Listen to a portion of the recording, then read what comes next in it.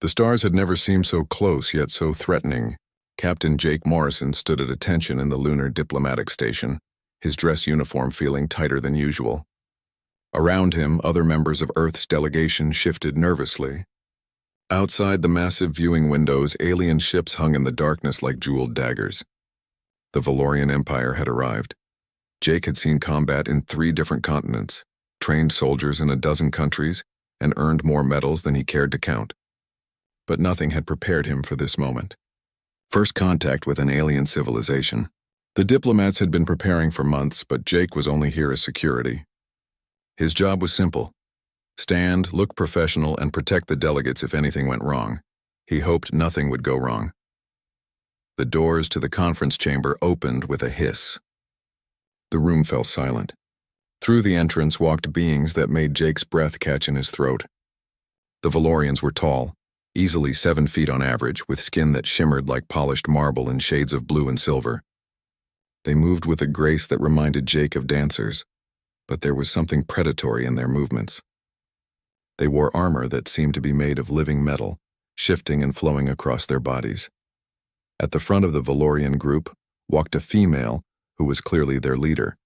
She was stunning in a way that transcended species. Her armor was more ornate than the others, with flowing designs that caught the light. Her eyes were a striking violet color, and they scanned the room with sharp intelligence. Behind her walked larger warriors, their hands resting on weapons that hummed with barely contained energy. "I am Princess Sarah of the Valorian Empire," the leader spoke.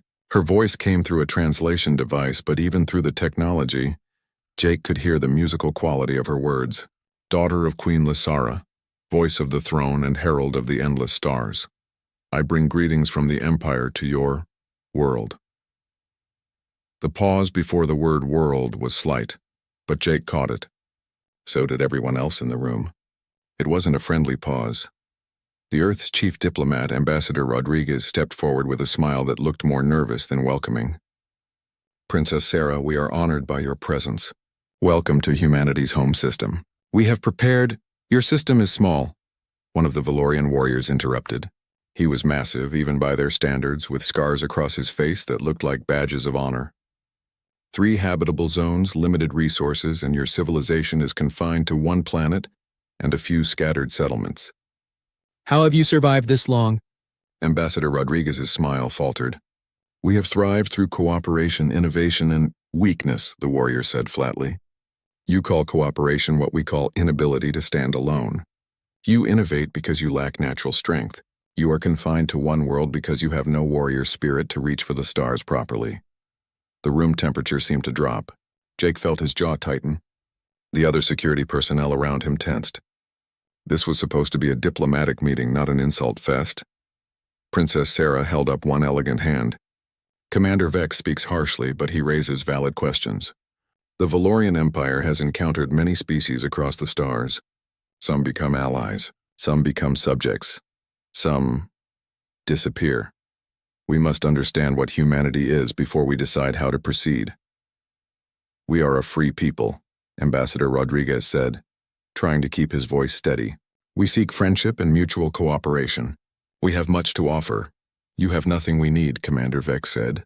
He stepped closer to the ambassador, looming over the human. "Your technology is primitive. Your military is scattered and weak. Your people are soft, living in comfort while real warriors train from birth for combat. Your children playing at civilization." "That's enough," Jake said. The words came out before he could stop them. Every eye in the room turned to him. Ambassador Rodriguez looked horrified. The other security personnel looked shocked. Commander Vex slowly turned his gaze to Jake, and there was something like amusement in his alien features. "A guard speaks?" Vex said. "In Valorian culture, warriors do not interrupt their betters unless challenged." "Is this a challenge, human?" Jake felt his heart pounding, but he kept his face calm. Years of military discipline kept his voice level. "I'm not challenging anyone. I'm asking you to show respect to our diplomats and our world. We invited you here in peace," Vex laughed. It was not a pleasant sound. "Respect is earned through strength, not given through words. Your ambassador speaks of cooperation because he cannot speak of power. Your world hides behind pleasantries because you know you are weak." He reached out and shoved Ambassador Rodriguez backward. The older man stumbled, catching himself on a chair. The human security team moved instantly, hands going to weapons. The Valorian warriors did the same, energy weapons powering up with a whine that filled the air. "Stop!" Princess Sarah's voice cut through the tension like a blade. "All of you stand down, now!" The Valorian warriors hesitated, then lowered their weapons. Jake noticed they did it slowly, reluctantly. The human security team looked to their commander, who nodded. Weapons were put away, but nobody relaxed. Princess Sarah looked at Commander Vex with something like disappointment. "You dishonor us with such behavior at a first meeting." These beings invited us to speak and you assault their elder? "I tested their spirit," Vex said, unashamed, "and found them wanting. They reached for guns instead of meeting strength with strength. They hide behind tools instead of trusting their own bodies and courage." "That's practical, not weak," Jake said. He knew he should shut up, but something in him refused to let this alien insult humanity without response. "We use tools because we're smart enough to create them. We work together because we're wise enough to know that's how you survive. And we don't go around shoving people because we learned manners somewhere along the way." The room went very quiet. Commander Vex stared at Jake for a long moment. Then he smiled, showing teeth that were a bit too sharp. "You have spirit, at least. Small and soft, but spirit nonetheless. Very well, human. Let us see how your practical approach works without your tools." He unclipped something from his belt and tossed it aside. His energy weapon clattered to the floor. A demonstration. "You and I, human to Valorian. No weapons, just strength and skill. Show me if your species has any worth at all."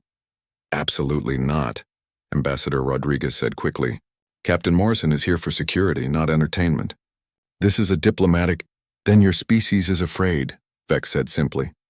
"You hide behind words because you cannot back them with deeds. The Valorian Empire has no use for cowards. We will return to our ships and bring a proper fleet. You will submit to our rule or you will be removed from this system. Those are the only options for a race too weak to defend its honor." Jake looked at Ambassador Rodriguez. The older man's face was pale. Everyone in the room understood the implication. If the Valorians came back with a war fleet, Earth didn't have the military power to stop them. Humanity's space force was designed for local defense, not fighting an interstellar empire.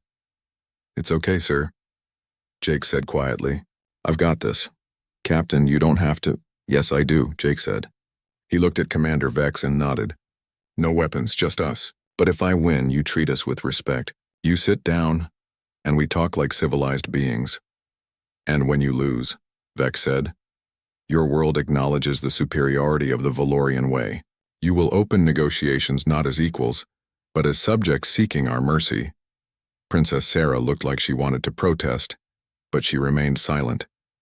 Jake noticed her watching him with an expression he couldn't quite read. Curiosity, maybe, or pity. The center of the conference room was cleared. Jake stripped off his jacket, leaving him in his uniform shirt and pants. He rolled his shoulders, feeling the familiar pre-fight tension. Across from him, Commander Vex seemed completely relaxed. The alien was bigger, clearly stronger, and moved like someone who had never lost a fight in his life. Jake had fought bigger opponents before. Size wasn't everything. He thought about his training, about all the hours spent learning how humans could overcome stronger, faster opponents. Leverage, speed, targeting weak points, never fighting the enemy's fight. "Begin," Princess Sarah said softly. Vex moved fast, incredibly fast. His first strike was a straight punch that would have crushed Jake's skull if it connected. But Jake wasn't there. He slipped to the side, letting the fist pass inches from his face. He struck back, targeting Vex's ribs with a quick jab. It was like hitting stone. The alien didn't even flinch. Vex spun, his leg sweeping out in a kick that Jake barely ducked under. The air whistled where his head had been. Jake rolled, came up, and had to immediately block a strike that numbed his entire arm. The power behind it was incredible. He can't keep trading blows. Vex was stronger, tougher, and probably faster in a straight fight. Jake needed to change the game. When Vex charged again, Jake didn't try to block or dodge. He moved forward inside the alien's reach. He grabbed Vex's arm, used the momentum of the charge, and threw his entire body weight into a judo throw. Physics worked the same across the universe. Vex's own strength and speed worked against him as Jake redirected the energy. The big warrior crashed to the floor. The room gasped. Vex looked genuinely surprised for the first time. 3 months passed in a blur of training and preparation. Jake stood in the loading bay of Earth's fastest ship, watching his team make final equipment checks. The journey to the Valorian homeworld would take 2 weeks, even with the navigation codes the Empire had provided. 2 weeks to prepare for a tournament that would decide humanity's fate. Lieutenant Amy Torres checked her flight suit for the 3rd time. She was the best pilot Earth had, capable of flying anything from atmospheric fighters to deep space interceptors. Her dark hair was pulled back tight, and her eyes had the sharp focus of someone who lived for speed and precision. "I still think this is insane," she said, not for the first time. "We're going to an alien world to compete in games we don't understand against species we've never met. That's why they picked us," Specialist Kevin Brooks said with a grin. He was younger than the others, barely 25, but his engineering scores were off the charts. Give him any piece of technology and he could understand it, fix it, or improve it. "We're adaptable. That's the whole point." Dr. Lisa Grant finished loading her medical supplies and joined them. She was the team medic, but she was also a combat specialist. She had served in field hospitals in war zones before joining the space program. Adaptable or not, we should be realistic. The files we got from the Valorians showed tournament champions who can bend steel with their bare hands. Some species have natural armor. Others can survive in vacuum. "We're just humans. Just humans who beat one of their commanders," Jake reminded them. "They wouldn't have invited us if they thought we were completely worthless. This is a chance, and we're going to take it." The ship's captain called down that they were ready for departure. Jake took one last look at Earth through the bay windows. Home. Everything he knew. Everything humanity had built. All of it depending on what happened in the next few weeks. The journey through space was strange. The Valorian navigation route took them through paths Jake hadn't known existed, shortcuts through space that made the trip possible. Amy spent most of her time in the cockpit, learning everything she could from the ship's systems. Kevin was constantly scanning Valorian technology documentation they had been provided. Lisa kept everyone healthy and trained. Jake found himself thinking about Princess Sarah. He had only seen her that once, but something about her had stayed with him.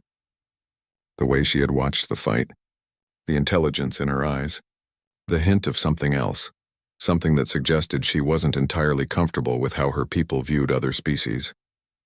When they finally arrived at the Valorian homeworld, Jake understood why they called themselves an empire. The planet was breathtaking. Massive cities floated in the sky, held aloft by technology humanity was centuries away from mastering. Rings of stations orbited the world, each one large enough to house millions. Ships of every size and design moved in carefully controlled patterns, a dance of civilization on a scale Earth had never achieved. Their ship was guided to a landing platform in one of the floating cities. When the doors opened, the alien world's air rushed in. It smelled different, spiced and clean. The gravity was slightly heavier than Earth's, enough to notice but not enough to cripple. Princess Sarah was waiting for them. She wore different armor now, less formal but still elegant. Her violet eyes found Jake immediately, and something flickered across her face. Surprise? Pleasure? It was gone before he could identify it. "Captain Morrison," she said, and Jake noticed she didn't use the translation device this time. She had learned English. "Welcome to Valoria Prime. I am pleased you accepted our invitation." "We didn't have much choice," Jake replied, but he smiled. "But I'm glad to be here." "Your honesty is refreshing," Sarah said. "Most species that come here spend their time flattering us or showing fear. You do neither." She looked at the rest of the team. "These are your companions?" Jake made introductions. Sarah greeted each of them with courtesy, but Jake noticed her gaze kept returning to him.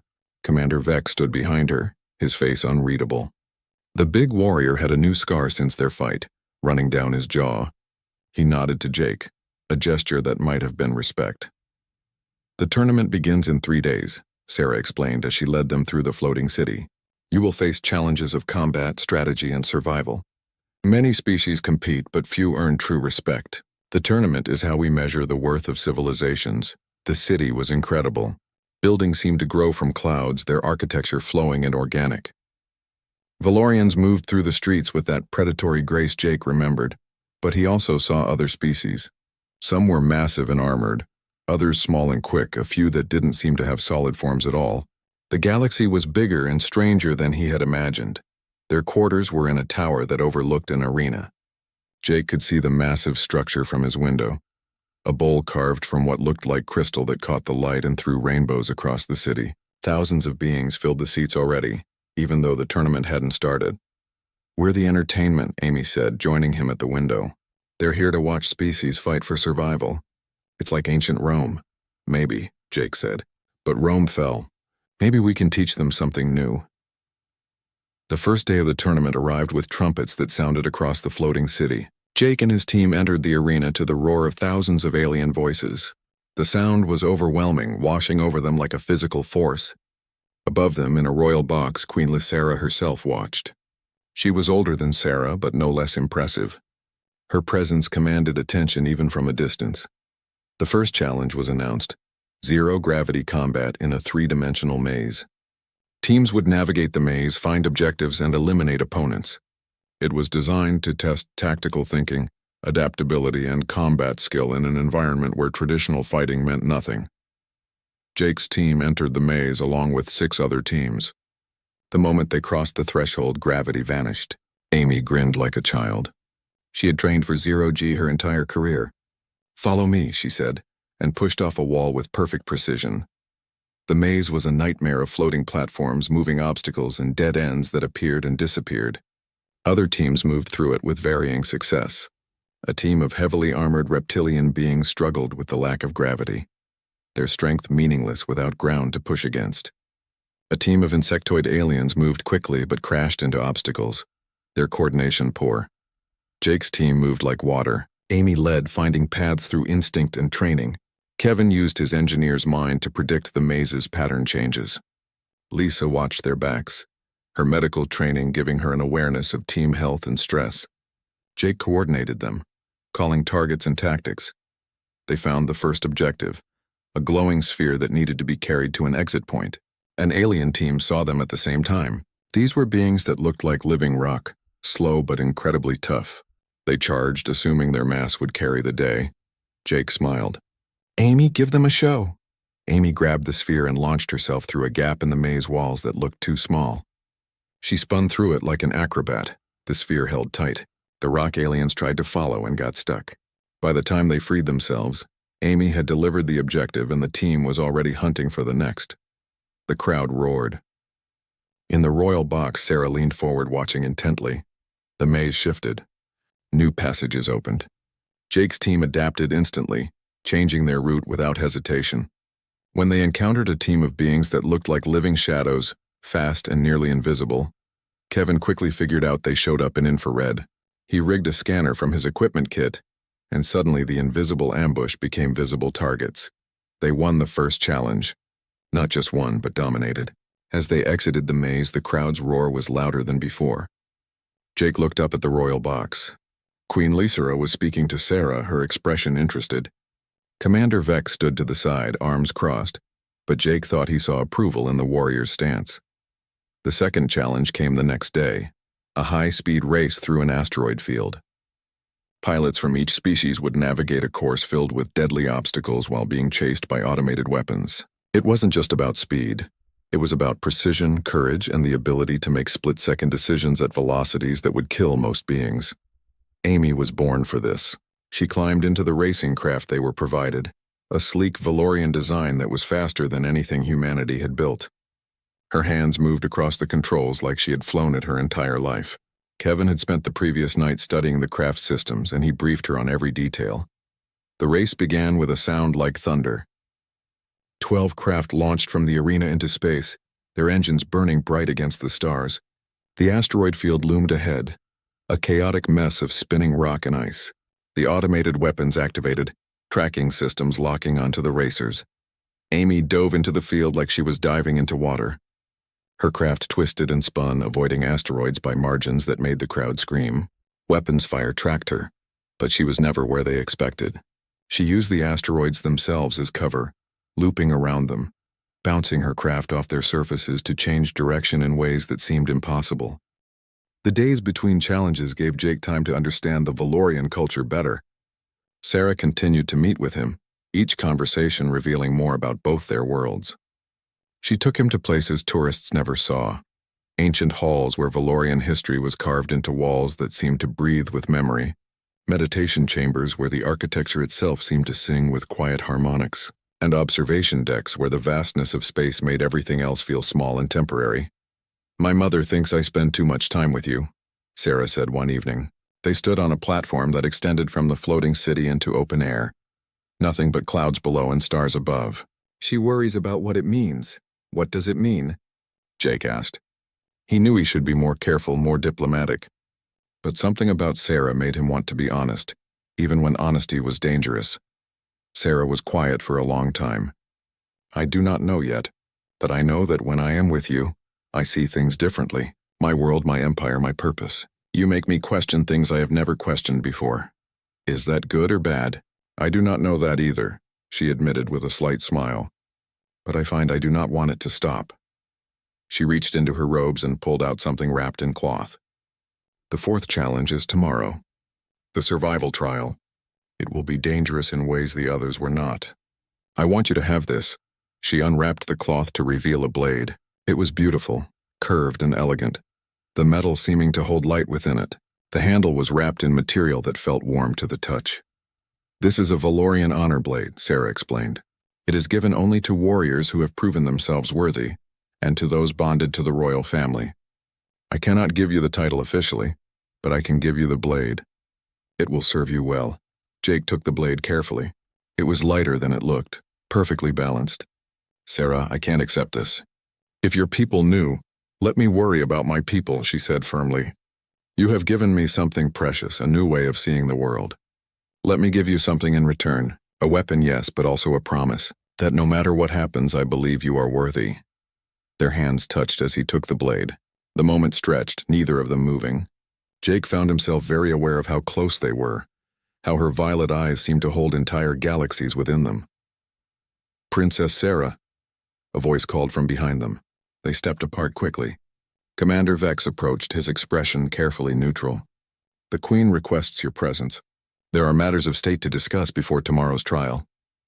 Sarah nodded, but before she left, she looked back at Jake. Be careful tomorrow. The survival trial has killed champions before. Promise me you will return. I promise, Jake said, meaning it with everything he had. The fourth challenge began at dawn. The remaining teams, now down to just 6 from the original 12, were transported to a moon orbiting the Valorian homeworld. The moon was classified as hostile. Thin atmosphere, dangerous wildlife, extreme temperature shifts, and terrain that ranged from frozen wasteland to volcanic hellscape. The challenge was simple. Reach the extraction point on the opposite side of the moon within 48 hours. Teams could help each other or fight each other. There were no other rules. Jake's team studied the terrain maps during the transport. Kevin pointed out potential shortcuts, but they all ran through the most dangerous areas. Lisa identified hazards, indigenous life forms that were highly territorial, areas with toxic gas vents, and temperature zones that could kill in minutes without proper protection. We go steady, Jake decided. This isn't about being first. It's about getting everyone there alive. We stick together. We adapt, we survive. The transport dropped them off and departed immediately. The moon's surface was harsh and beautiful. Strange rock formations twisted toward the sky, and in the distance a volcano painted the horizon with red light. The air tasted metallic and thin.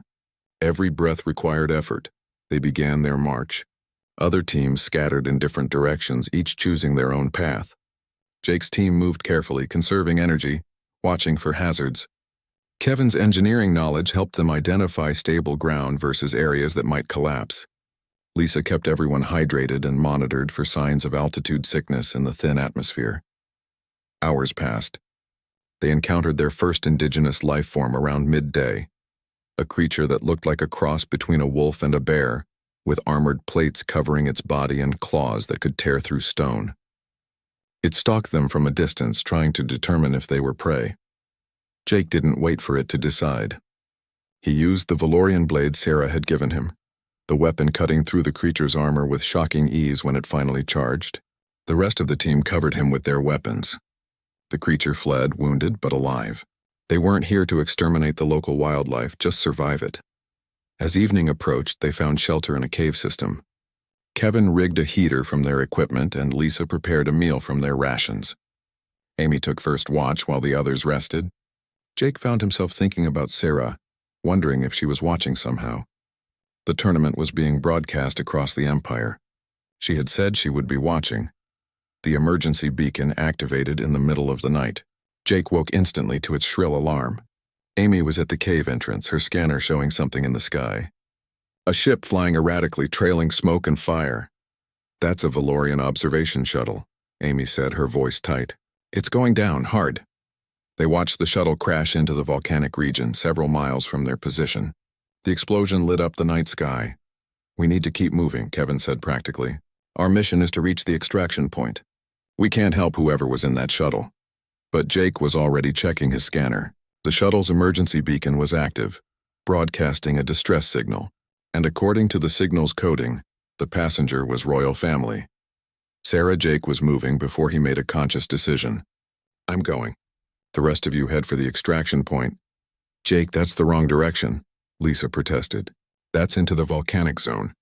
The heat alone will kill you before you get there." "I don't care. Sarah's in that shuttle. I'm not leaving her." Amy looked at him for a long moment, then sighed. "We're all going. You're our team leader.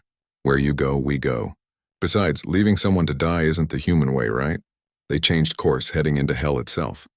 The volcanic region was worse than the scans had suggested. Heat radiated from cracks in the ground. The air shimmered and burned their lungs.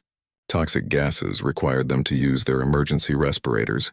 Kevin calculated they had maybe 4 hours before the heat overwhelmed their suits' cooling systems. They found the shuttle crashed on the side of a lava flow. The ship was torn open, smoking and broken. Bodies of the crew were visible through the wreckage, and Jake's heart sank until he saw movement. Someone was alive, pinned under debris near the rear of the shuttle. Sarah looked up as they approached, her face pale with pain and relief. "You came," she whispered. "You changed course for me." "Of course I did," Jake said, already working to free her. A piece of the shuttle's frame had her leg pinned. Kevin and Amy worked to lift it while Lisa prepared to treat whatever injuries Sarah had sustained.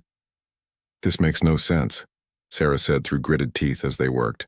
"You jeopardize your entire mission, your world's future, for one person.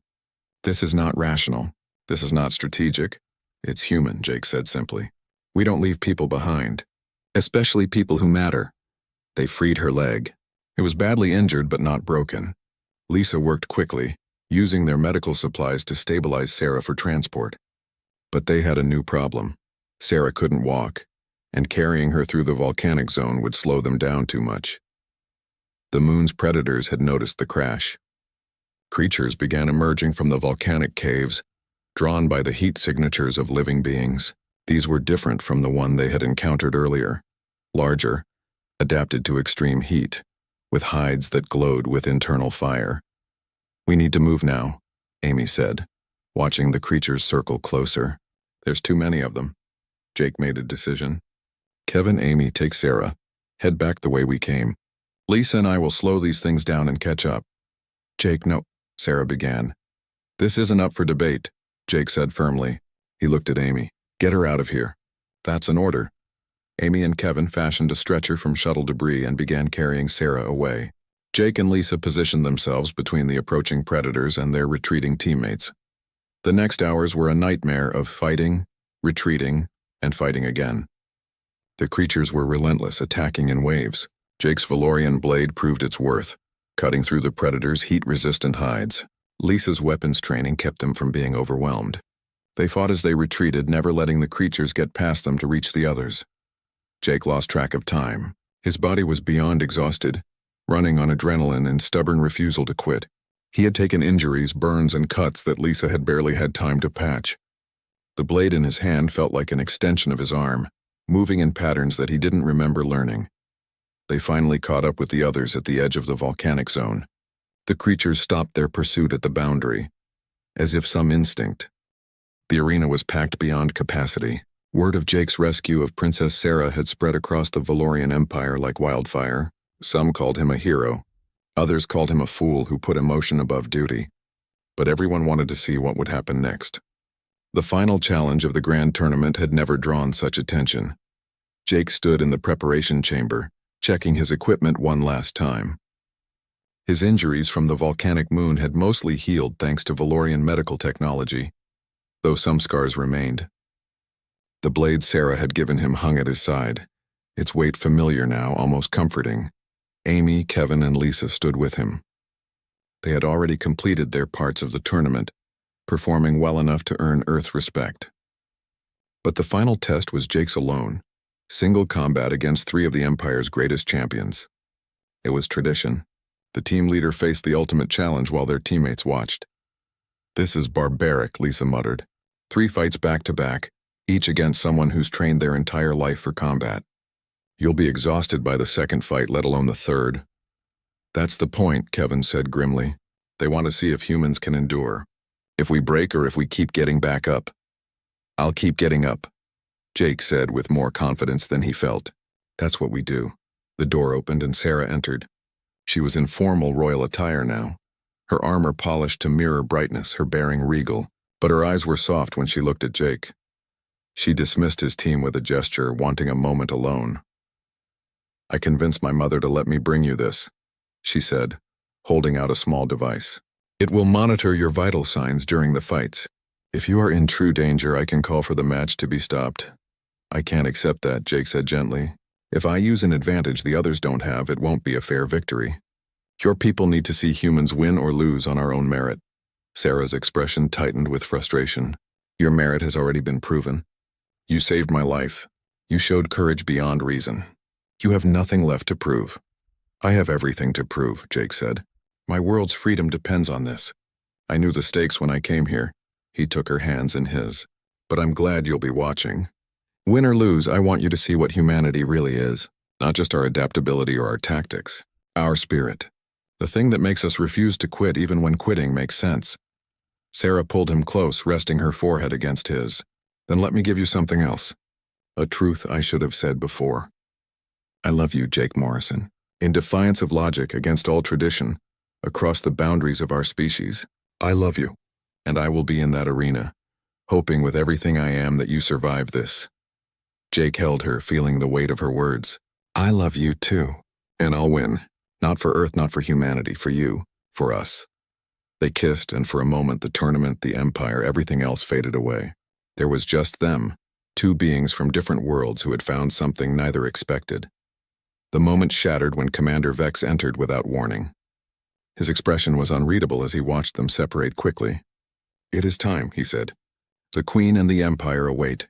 Jake entered the arena to a roar that shook the air itself. The crystal structure amplified sound, turning the crowd's voices into something almost physical. In the royal box, Queen Lysera sat on her throne, her face stern and evaluating. Sarah took her place beside her mother, her hands clenched tight though her face remained calm. The first champion was announced, Warrior Caney of the Storm Clans. He was massive even by Valorian standards, covered in battle scars that told stories of 100 victories. He carried a weapon that looked like a sword but crackled with energy, the blade humming with barely contained power. The fight began with a clash that sent sparks flying. Caney was strong and fast, his movements practiced and precise. He had been training since childhood, every strike the product of decades of experience. Jake gave ground, defending more than attacking, studying his opponent's patterns. Caney began to press harder, sensing weakness. But Jake wasn't weak, he was learning. When Caney committed to a powerful overhead strike, Jake wasn't there. He had rolled to the side, come up inside Kane's guard, and struck with the Valorian blade at the warrior's exposed ribs. The armor held, but Caney staggered. The fight became a dance. Caney's power against Jake's adaptability. Traditional mastery against improvised brilliance. Jake took hits that would have felled smaller beings, but he kept moving, kept adapting. He found weaknesses in Caney's technique, gaps that existed because the warrior had trained against Valorian opponents who all fought similar ways. Humans didn't fight that way. Humans fought dirty, fought smart, fought with everything they had. Jake won. Barely. Caney went down with Jake's blade at his throat, the signal of submission clear. The crowd erupted. Caney rose slowly, touched his fist to his chest in a gesture of respect, and left the arena. Jake was breathing hard, bleeding from several cuts, but still standing. He looked up at the royal box. Sarah's face showed naked relief. Queen Lysara's expression remained stern, but there was something new in her eyes. Interest. The second champion entered. Master Lyria, a warrior known for speed and precision. She was smaller than Caney, more elegant, and carried twin blades that moved like liquid silver. She bowed to Jake with genuine respect before assuming her stance. This fight was different. Lyria didn't rely on power. She was faster than Jake, her blades creating a web of strikes that seemed impossible to penetrate. Jake found himself purely defending, unable to find an opening. She was too fast, too skilled, too perfect in her technique. But perfection had a pattern. Everything did. Jake stopped trying to fight her way and started fighting his own way. He used the arena itself, throwing sand to obscure her vision, using debris from the first fight to create obstacles. He made her adapt, pulled her out of her perfect technique into chaos. When humans couldn't win clean, they changed the game. Jake won again, but it cost him. He was exhausted now, his body pushed beyond normal limits. Blood ran from wounds that Lisa would scold him for later. The blade in his hand felt heavy, his arms like lead, but he stayed standing, 2 down. 1 to go. The crowd's noise had changed. They were no longer just entertained. They were invested. Some were cheering for Jake now, shouting encouragement in languages he didn't understand. Others were shouting for him to fall to prove that the Valorian way was supreme. The Empire was divided, watching one human warrior who had made them question everything they believed. Commander Vex entered the arena. Jake's heart sank. Vex was fresh, uninjured, and one of the Empire's best warriors. This was the final test, and it was designed to be impossible. Jake was exhausted, wounded, barely able to stand. Vex was at full strength. "I asked for this honor," Vex said as he approached. "Not to destroy you, human, but to test you properly. You have shown skill and courage. Now show me your heart. Show me what happens when a human faces impossible odds." The fight began, and it was brutal. Vex didn't hold back, his strikes carrying enough force to crack the arena floor. Jake defended desperately, unable to mount any real offense. He was too tired, too hurt, too overwhelmed, but he kept getting up. Every time Vex knocked him down, Jake rose. Every time he was hit, he struck back. He was losing, everyone could see it, but he refused to quit. Minutes passed like hours. Jake's vision started to blur. His body screamed for him to stop, to surrender, to acknowledge defeat. But something in him refused. Maybe it was stubbornness. Maybe it was love. Maybe it was just a fundamental human refusal to accept that any fight was truly unwinnable. Vex struck a final time, and Jake went down hard. The crowd fell silent. This was it. The human would submit now, would acknowledge Valorian superiority, would accept his world's place as subjects. Jake pushed himself up on shaking arms. Blood dripped from his face. His breath came in ragged gasps. The blade Sarah had given him was still in his hand, though he could barely feel his fingers. "Stay down," Vex said. And there was something like concern in his voice. "You have proven enough. Your body cannot take more." "Not about what I can take," Jake said, his voice rough. "About what I won't give up. My world, my freedom, my future with Sarah. I won't surrender any of it." He stood, impossibly, his legs shaking so hard it seemed like he would collapse any second, but he raised the blade and faced Vex again. Something changed in Vex's expression, respect deep and profound. He lowered his weapon. "You have already won, human. Not this fight, but something greater. You have shown what true warrior spirit means. Not the ability to win, but the refusal to quit. The Empire needed to see this." Vex turned to the royal box and bowed. "The human has passed the final test. Not through victory, but through endurance. Through heart. I call this match in his favor." The crowd exploded. Half were cheering, celebrating this unexpected outcome. Half were shouting in outrage, claiming the match was forfeit, that Vex had betrayed Valorian tradition. In the royal box, Queen Lysara stood. The noise quieted instantly, everyone waiting for her judgment. She looked at Jake, still standing despite everything, still refusing to fall. Before the queen could speak, Sarah suddenly grabbed her mother's arm. "Mother, wait. Something is wrong." Jake felt it too, a strange weakness spreading through his body. Different. The fighting in the arena was chaos. Energy weapons lit the air with deadly light. Valorian warriors fought each other, some defending the queen, others following the rebel generals. The crystal structure of the arena amplified every sound, turning the battle into a symphony of violence. Jake moved through it all like a ghost. The poison in his system was fighting Lisa's antidotes, leaving him weak and dizzy, but he kept moving. Sarah fought beside him, her combat skills evident as she cut through rebel warriors who tried to stop their progress toward the royal box. Behind them, Amy provided covering fire with precision that came from years of training. Kevin had somehow rigged an energy shield from broken equipment, protecting their flank. Lisa fought and healed in equal measure, keeping Jake conscious through sheer determination. Commander Vex led his loyal warriors in a wedge formation, clearing a path. "The palace is 3 blocks from here," he shouted over the noise.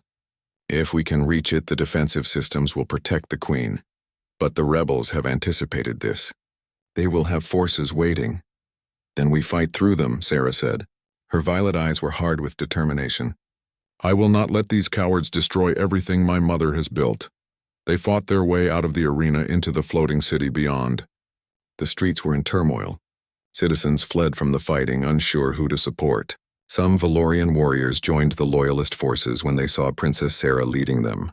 Others joined the rebels, believing they were saving the empire from corruption. General Talon appeared on the elevated platforms, his image broadcast across the city. "Citizens of the empire, what you are seeing is necessary. The royal family has forgotten our traditions. They would make aliens our equals. They would weaken us with sentiment and foolish dreams of cooperation. We act to preserve the strength that has made our empire great. Stand with us and we will restore true Valorian glory." Jake felt Sarah tense beside him. "He is wrong," she said, her voice carrying certainty. "The empire has grown stagnant. We have conquered, but we have stopped learning. We have power, but we have lost purpose. My mother sees this. I see this. What humanity offers is not weakness but renewal." They reached the palace gates. Rebel forces had indeed anticipated them, forming a defensive line that bristled with weapons. The loyalists were outnumbered, exhausted from fighting through the streets. Queen Lysera stood in the center of her protective formation, her bearing regal despite the chaos around her. "We cannot break through," Vex said grimly, "not without heavy losses. And the rebels have reinforcements coming. If they surround us here, it ends." Jake looked at the situation with tactical eyes that were still sharp despite the poison clouding his thoughts.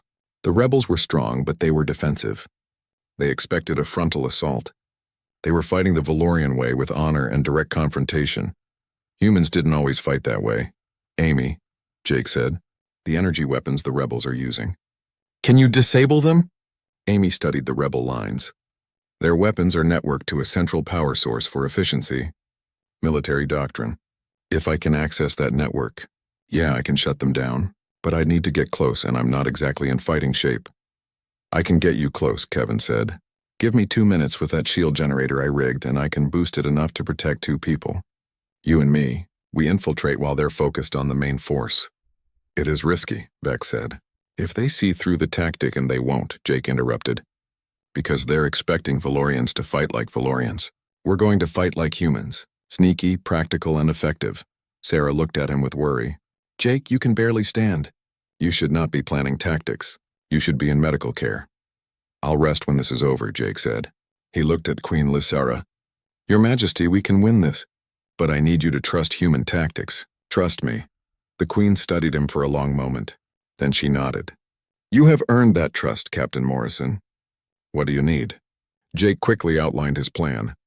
The Loyalists would make noise, draw attention, act like they were preparing for a frontal assault. Meanwhile, Amy and Kevin would use the chaos to slip through the rebel lines and disable their weapons network. Once the rebels were disarmed, the Loyalists would strike fast and hard. It was simple. It was risky. It was human. The battle resumed with renewed intensity. The Loyalists pressed forward, making the rebels focus on defense. In the chaos, Amy and Kevin slipped away, protected by Kevin's enhanced shield. Jake watched them go, trusting his team the way he always had. The poison surged through him again. His legs gave out. Sarah caught him, lowering him to the ground. Lisa was there immediately, injecting more antidotes. But even she looked worried. "Jake, you need real medical help. The antidotes are buying time, but they're not curing you. Your body is fighting a war it can't win." "Not done yet," Jake whispered. "Not until this is over." Minutes passed like hours. The Loyalists fought desperately, taking losses but holding the line. Jake watched from where he lay, forcing himself to stay conscious. He saw Amy and Kevin reach the rebel command position, saw Kevin connect to their power network, saw Amy's fingers flying over controls she had never seen before but understood intuitively. The rebel weapons died, all of them simultaneously, leaving hundreds of warriors holding useless metal. Vex didn't hesitate. Now for the Queen. For the Empire, charge! The Loyalists surged forward. Without their energy weapons, the rebels were vulnerable. The fight became personal, blade against blade, honor against treachery, and when it came to close combat, the Loyalists fought with the knowledge that they defended something worth defending. The battle turned. Rebels began surrendering, realizing their cause was lost. General Talon tried to rally them, but Commander Vex reached him first.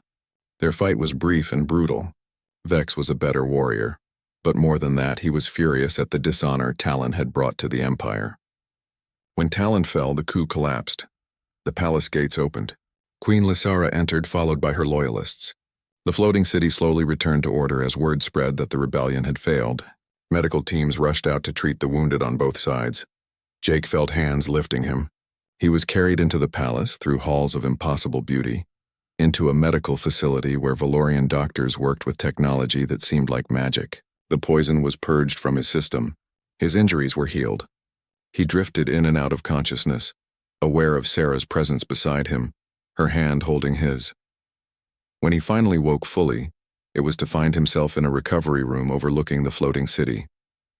The sun was rising, painting everything in shades of gold and purple. Sarah sat beside his bed, her armor replaced with simpler robes. She looked tired but unharmed. "You saved us," she said softly. "Your human tactics, your team skills, your refusal to quit even when poisoned and dying. You saved my mother, saved me, and quite possibly saved the Empire from tearing itself apart." "Team effort," Jake said, his voice rough but growing stronger. "Amy and Kevin did the heavy lifting. Lisa kept me alive. Vex and your loyal warriors did the fighting. I just pointed in the right direction." "You did more than that," Sarah said. "You showed us a different way.